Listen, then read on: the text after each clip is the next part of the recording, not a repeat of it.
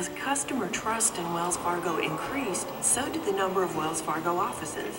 By 1866, Wells Fargo had 173 offices and a Stagecoach empire that covered nearly 4,000 miles of territory. This confidence was well-deserved.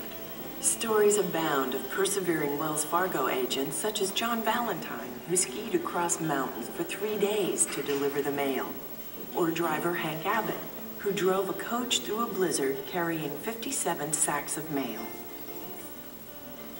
Wells Fargo agents were often community leaders.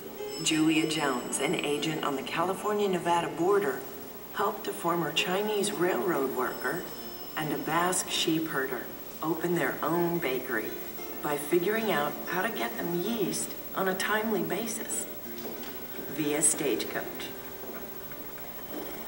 As the frontier grew, every mining outpost wanted their own Wells Fargo office with agents they could count on. We came into a little square in the town of Placerville. Quite a crowd followed us to hear the news we brought. Can't you tell us anything about Wells Fargo and Company? We understand they're gonna establish an agency here. Yes, said the guy, they are.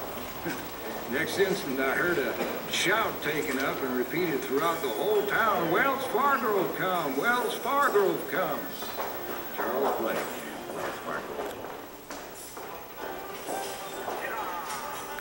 The sight of a red and gold Concord stagecoach drawn by 6 horses through the rugged terrain inspired confidence in the migration west.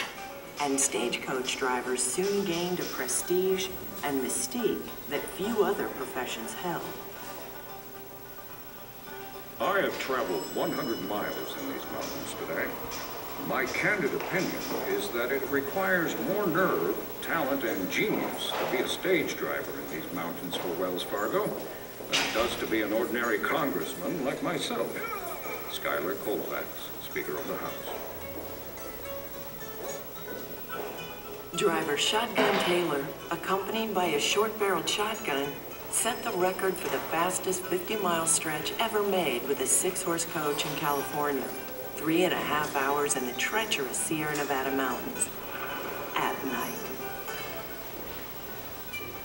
George Monroe, a former slave from Georgia, was recognized as one of the greatest reinsmen of the West.